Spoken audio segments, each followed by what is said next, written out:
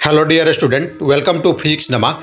आज के इस वीडियो में हम लोग क्लास 10 साइंस का चैप्टर इलेक्ट्रिसिटी का topic heating effect of electric current के बारे में स्टडी करेंगे। तो चलिए आज का टॉपिक हम लोग स्टार्ट करते हैं।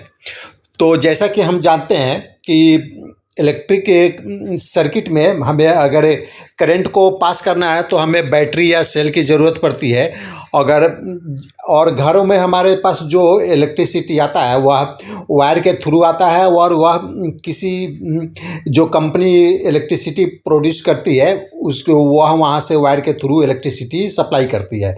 लेकिन हम बैटरी और सेल के थ्रू भी हम इलेक्ट्रिसिटी को जनरेट कर सकते हैं। तो ऐसे आइए देखते हैं इसमें क्या होता है। ये बैटरी और cell is a source of electrical energy. तो हमें अगर इलेक्ट्रिकल एनर्जी चाहिए तो हमें बैटरी या सेल की ज़रूरत पड़ेगी, या जो हमें घरों में जो सप्लाई होता है इलेक्ट्रिसिटी उसके थ्रू हम इलेक्ट्रिकल एनर्जी को हम प्राप्त कर सकते हैं। The chemical reaction within the cell generates the potential difference between its two terminals। और जो बैटरी या सेल के जो दो टर्मिनल होते हैं उनके बीच जो पोटेंशियल डिफरेंस क्रिएट होता है, जनरेट होता है, वो कैसे होता है। तो जो बैटरी या सेल में केमिकल रिएक्शन होता है तो केमिकल रिएक्शन के कारण उसमें उसके दो टर्मिनल्स के बीच में पोटेंशियल डिफरेंस जनरेट हो जाता है। जैसा कि आप देख रहे हैं या सेल में एक तरफ पॉजिटिव सिंबल है और एक दूसरे तरफ निगेटिव सिंबल है, यानी इन दोनों के बीच में पोटेंशियल डिफरेंस है। और या बैटरी में भी देख रहे हैं, बैटरी में भी एक तरफ पॉजिटिव है और दूसरी तरफ निगेटिव है। तो केमिकल रिएक्शन के कारण इसमें पोटेंशियल डिफरेंस जनरेट होता है। Potential difference sets the electrons in motion to flow the current through a resistor or a system of resistors connected to the battery। तो अगर हम रजिस्टर्स को बैटरी से कनेक्ट करेंगे तो जो उसमें इलेक्ट्रॉन फ्लो होगा उससे जो सर्किट है उसे इलेक्ट्रॉन जो फ्लो होगा वो क्यों होता है, क्योंकि इसके दोनों टर्मिनल के बीच में पोटेंशियल डिफरेंस है और पोटेंशियल डिफरेंस के कारण उसके जो सर्किट से है इलेक्ट्रॉन फ्लो होता है। To maintain the current the source has to keep expending its energy. अगर हमें कंटिन्यूअस इलेक्ट्रॉन को फ्लो करना है तो क्या होता है कि धीरे धीरे जो बैटरी या जो सेल है उसका जो एनर्जी है वह एक्सपेंड होता है और एक्सपेंड होते होते धीरे धीरे उसका एनर्जी ख़त्म हो जाता है। इसलिए देखते हैं कि कुछ दिनों के बाद हमारा बैटरी या सेल काम करना बंद कर देता है, यानी उसका एनर्जी समाप्त हो जाता है। तो यानी जो केमिकल एनर्जी है वह एक्सपेंड होकर इलेक्ट्रिकल एनर्जी में कन्वर्ट हो गया। A part of source of energy is in maintaining the current may be consumed into useful work like in rotating the blades of an electric fan। तो जो हमारा energy है, battery का जो energy है उसमें हम लोग कुछ यूजफुल काम के लिए उसको यूज कर लेते हैं। जैसे अगर फैन है उसका जो ब्लेड है रोटेट करता है, या मोटर हमें चलाना है तो वहाँ पर यूज हो जाता है, या बल्ब को जलाना है वहाँ यूज हो जाता है। लेकिन कुछ पार्ट है जो उसी केमिकल एनर्जी का, बैटरी से जो केमिकल एनर्जी निकला वह पूरी तरह यूज नहीं हो पाता है यूजफुल काम के लिए, तो उसमें से कुछ पार्ट हीट जनरेट कर देता है। Rest of the source energy may be expended in heat to raise the temperature of gadget. तो उस कुछ एनर्जी जो केमिकल एनर्जी बैटरी या सेल का था उसका कुछ पार्ट, एनर्जी का कुछ पार्ट हीट जनरेट करने में बर्बाद हो जाता है। आप लोगों ने बहुत देर तक अगर कुछ इलेक्ट्रिकल गैजेट को यूज़ किया होगा, जैसे मोबाइल यूज करते हैं तो कुछ देर के बाद गर्म हो जाता है, कैमरा यूज करते हैं तो कुछ देर के बाद वह गर्म हो जाता है, और बहुत सारा चीज़ है जो इलेक्ट्रिकल इक्विपमेंट है उसको भी हम बहुत देर तक यूज करते हैं। अगर उसको टच करेंगे तो वह हमें हीट महसूस होगा कि वह गर्म हो गया है। If the electric circuit is purely resistive, that is configuration of resistors only connected to a battery, the source energy continuously gets dissipated entirely in the form of heat.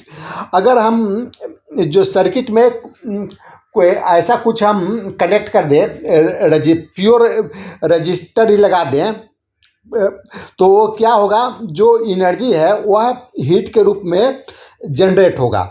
जैसे हम इलेक्ट्रिकल हीटर में देखते हैं तो इसमें जो coil होता है वो रेजिस्टिव होता है और वह क्या करता है कि इसके एनर्जी को कंज्यूम कर लेता है और वहाँ से हीट, बहुत सारा हीट जनरेट होता है।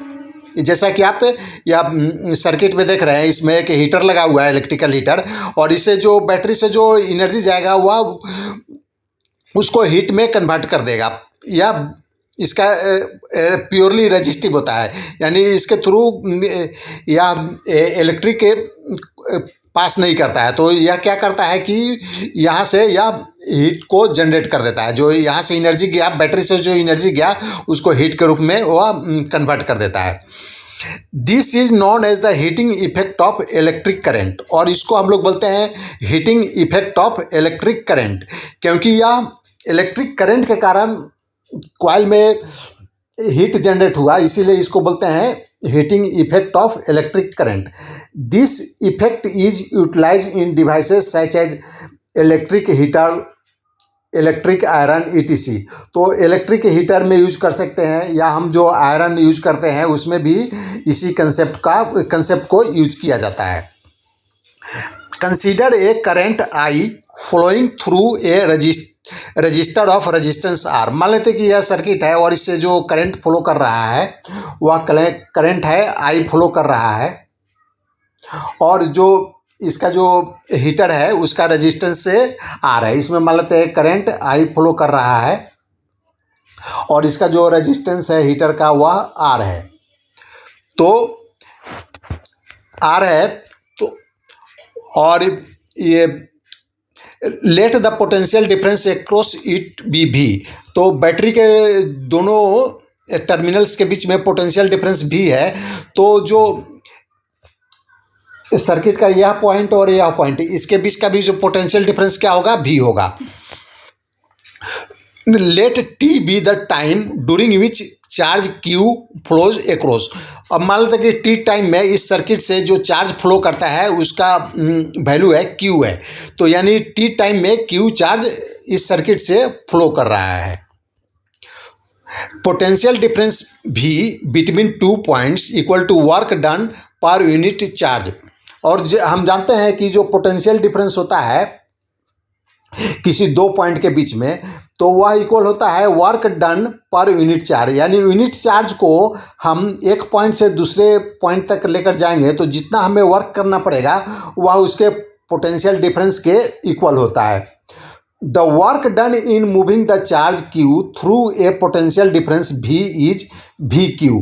तो अगर हमें Q चार्ज को पोटेंशियल डिफरेंस, दो पॉइंट के बीच का पोटेंशियल डिफरेंस अगर V है, तो हमें एक चार्ज Q को इन दोनों पॉइंट के बीच में लेकर जाना होगा, तो हमें कितना वर्क करना पड़ेगा, हमें वर्क करना पड़ेगा VQ वर्क करना पड़ेगा। V यहाँ पर पोटेंशियल डिफरेंस है और Q चार्ज है, यानी Q चार्ज को पोटेंशियल डिफरेंस V ए के बीच लेकर जाना है, यानी दोनों पॉइंट के बीच का जो पोटेंशियल डिफरेंस V है, तो अगर लेकर जाना है तो हमें जो वर्क करना पड़ेगा VQ वर्क करना पड़ेगा।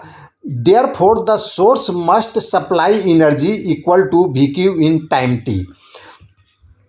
और जो वर्क डन होता है वह एनर्जी के इक्वल होता है। तो अगर वर्क डन VQ करना पड़ा तो यानी जो बैटरी ने जो एनर्जी सप्लाई किया वो भी VQ के इक्वल होगा। हम जानते हैं कि जो वर्क डन होता है वह एनर्जी के इक्वल होता है, यानी जितना एनर्जी बैटरी से निकला वह वर्क डन के लिए यूटिलाइज हो गया। Hence the power input to the circuit by the source is P equal to work done by time। अगर हमें पावर निकालना है तो क्या होता है, पावर होता है work done per unit time होता है, तो P equal to work done divided by time हो जाएगा। तो हम इसको ऐसा लिख सकते हैं P equal to VQ by T, और इसको हम ऐसे लिख सकते हैं P equal to VQ by T, और Q बाई T जानते हैं कि I होता है, यानी करंट होता है, करंट होता है चार्ज फ्लो पर यूनिट टाइम। तो Q बाई T को हम I लिख सकते हैं, तो जो P हो जाएगा VI हो जाएगा। Energy supplied to the circuit by the source in time T is P multiply T हो जाएगा। तो अब हमें एनर्जी निकालना है, तो टी टाइम में कितना एनर्जी सप्लाई किया तो हम निकाल सकते हैं, यानी यूनिट टाइम में पी एनर्जी सप्लाई किया तो टी टाइम में एनर्जी सप्लाई करेगा, पी मल्टीप्लाई टी हो जाएगा। तो यह इक्वल हो जाएगा, पी की जगह हम वी आई अभी निकाल चुके हैं तो वी आई हो जाएगा और टी से मल्टीप्लाई कर देंगे तो वी आई टी हो जाएगा। यानी जो बैटरी है उसने कितना एनर्जी सप्लाई किया, V I T, V volt potential difference हो गया, आई करंट हो गया और टी टाइम हो गया। The energy gets dissipated in resistor as heat, और जो एनर्जी बैटरी ने सप्लाई किया वह एनर्जी जो रेजिस्टेंस है या हीटर है उससे वह हीट के रूप में बाहर निकला, डिसिपेट हुआ। Thus, for a steady current I, the amount of heat H produced in time T is, तो हम लिख सकते हैं H यानी हीट जितना जनरेट हुआ वह इक्वल हो जाएगा VIT, क्योंकि जो बैटरी ने जो एनर्जी सप्लाई किया VIT के इक्वल सप्लाई किया तो उतना वही एनर्जी हीट में जनरेट हुआ। तो हम लिख सकते हैं H इक्वल टू VIT। और हम ओम्स के लॉ के अनुसार जानते हैं V equal to I R होता है, तो हम V की जगह आई आर पुटअप कर देंगे तो H equal to I R I T, यानी आई स्क्वायर आर टी हो जाएगा H। This is known as Joule's law of heating, और जो ये इक्वेशन है H equal to I square R two, इसको बोलते हैं Joule's law of heating. The law implies that heat produced in a resistor is, पहला directly proportional to the square of current for a given resistance. तो जैसा हम equation से देख रहे हैं कि जो हीट है वह डायरेक्टली प्रोपोर्शनल होता है स्क्वायर ऑफ करंट के। और second directly proportional to resistance for a given current, और डायरेक्टली प्रोपोर्शनल होता है जो रेजिस्टेंस है, कॉइल का जो रेजिस्टेंस है, हीटर का जो रेजिस्टेंस है उसके डायरेक्टली प्रोपोर्शनल होता है। और तीसरा होता है directly proportional to the time for which the current flows through the resistor, और जितनी देर के लिए हम करंट को फ्लो करते हैं सर्किट्स में उसके डायरेक्टली प्रोपोर्शनल होता है। तो जो मेन हमारा अगर हमें हीट निकालना है तो हम इस इक्वेशन को यूज करके H equal to I square R T यानी जूल्स लॉ ऑफ हीटिंग को यूज करके हम न्यूमेरिकल को सॉल्व कर सकते हैं। तो आज का यह वीडियो समाप्त हुआ। अगर आपको ये पसंद आए तो इसे लाइक करें, शेयर करें। Thanks for watching.